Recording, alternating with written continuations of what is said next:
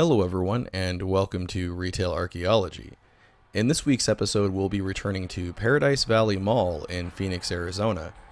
It's been a year since the last video that I did on this place, and I wanted to take a look at it again and kind of do an update because I've gotten a lot of requests to do an update over the last year because things have gotten much worse.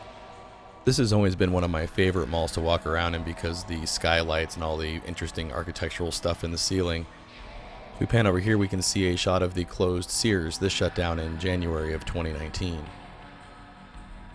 I thought this was pretty funny too. We saw one of these proactive vending machine kiosks things and noticed it's crashed out, and who knows how long it's been crashed out, but I don't think a lot of people are coming here to buy proactive anymore. At this point, I would officially call Paradise Valley Mall a dead mall. The vacancy rate is pretty bad now. It's about as bad as Metro Center Mall was, and unfortunately Metro Center Mall just closed recently on June 30th, 2020, just a few weeks ago. So the future for this mall, unfortunately, is not looking very good. If you haven't seen my previous videos on this mall, let me get you up to speed on a little bit of the history of it. It was opened in 1978 and was originally developed by Westcor and the Dayton Hudson Company. It's now currently owned and managed by Macerich. I have an aunt and uncle that used to live in Paradise Valley, and when I was growing up we used to come here quite a bit with them when we would go visit them, and I remember back then when I was a kid this mall was really thriving, but since the early 2000s it's really been struggling, and this whole pandemic situation has really just caused it to get exponentially worse. Here we can take a look at the map, and there's a Dillard's, a Costco here which isn't actually attached to the mall. There's a JCPenney and a Macy's. The Costco seems to do really well, just like any Costco does, but like I mentioned, it's not actually attached to the mall. It just butts right up to it, like where an anchor store would go, so it doesn't really draw a lot of traffic into the mall. The other anchor stores that are here are not doing great either. We all know JCPenney and Macy's are struggling right now. Dillard's is not doing great either, so I would say all of the anchors that are actually attached and have entrances into the mall are really in danger of closing here as well. This is kind of sad. Here's a closed play center. Now there is a Chompy's here, which that's a fantastic restaurant, and it normally does really well here as well. It's actually usually pretty busy, but again, not a lot of people come in from the Chompy's and then go into the mall after they're done eating. We can see the face mask required and hand sanitizer stations that they have set up all over, but really I had no concerns walking around this mall at all because it was so empty. Social distancing wasn't a problem. This is kind of a weird mall too, because even though there's so many skylights that do, let a lot of bright daylight in, it still seems really dark. The Puppies in Love store is still open here. I'm kind of surprised by that.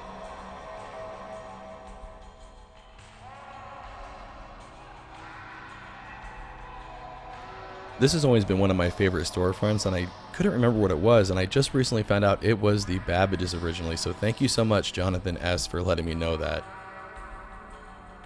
Welcome back. We missed you. I'm not sure how many people actually have been missing this place. Now this is kind of interesting. This is the Van store, and there's a sign on here explaining that they're still temporarily closed and they don't have a firm opening date, but I'm not entirely convinced that this Van store will ever open again with the way this mall's been doing. I just don't see the point. Update your fashion status. Just not at this store, at this empty one. I hate those stock photos and stuff.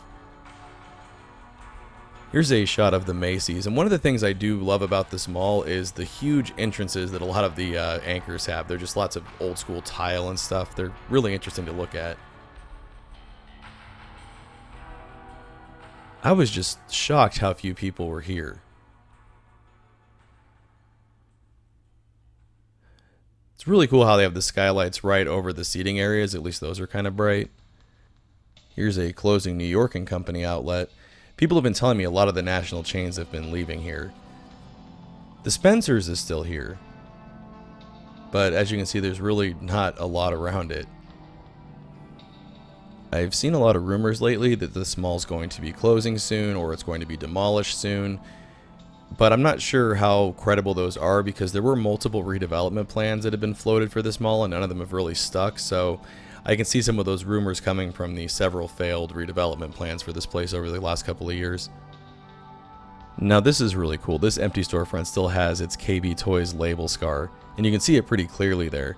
I think there was something else that was in here in between it being empty and the KB closing, but I think they just had a sign that covered up that spot and it preserved the label scar. And this is new. There's actually a toy in the old KB toy store. Looks like here's a poster advertising the closed play place. Do you guys recognize that empty brown store right there? That is that old, or was that old weird Egyptian themed fortune telling place, and it's closed down now finally. She must know something if she left. I kind of got to laugh at this elevated aesthetics sign too. That's just interesting to see the word aesthetics in a dead mall. It seems to be some sort of a training place. Now here's something you don't see in dead malls very often, a closed GNC. Now the sign here says that the store is temporarily closed, but they've emptied out the whole store. So this is another one where I don't think this location's ever going to open again. I don't know that I've ever seen an empty GNC like that before. This was kind of interesting to see. And like I said, in most dead malls there is a open GNC. They're usually one of the last things to go. So if this place doesn't come back, that's just, I think, another nail in the coffin for this mall, unfortunately. And here's the JCPenney. That might be my favorite department store entrance in here. I love that dark tile. Now this is another recent closure. I think this place just closed a few weeks ago. I saw pictures on social media of the letters getting pulled down. And it's right next to the closed play place. You can actually get kind of a close look at it since there's no kids running around and playing there. Now here's the All for Anime store, and I think this may be the one that was in Metro Center Mall. I think they moved over here. And it's right by the food court, and as you can see, the food court is very dead as well. There's a lot of empty spots in here as well, and they've kind of semi-permanently covered them up with artwork and stuff, so it doesn't look like they plan on putting anything in those spots anytime soon. And you can see they've done the whole thing here where they've spread the tables out for social distancing.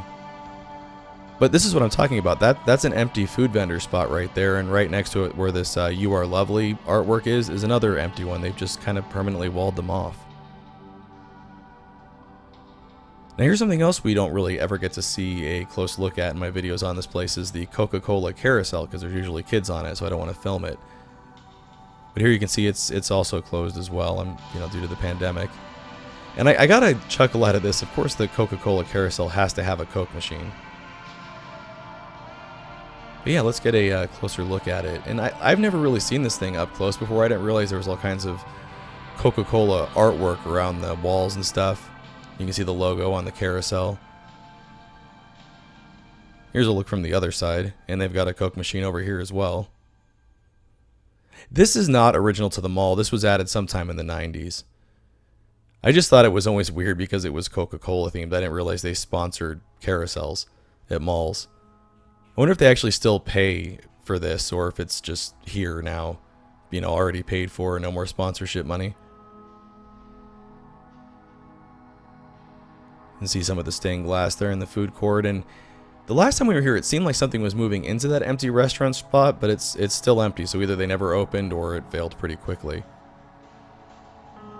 Here's the Picture Show movie theater, and they've been shut down since March, it looks like. And this is kind of depressing. I've never really seen inside a dark shut down movie theater. I love going to the movies. This is really sad. That empty stall there used to be a Dairy Queen, but the Wetzel's Pretzels is still open.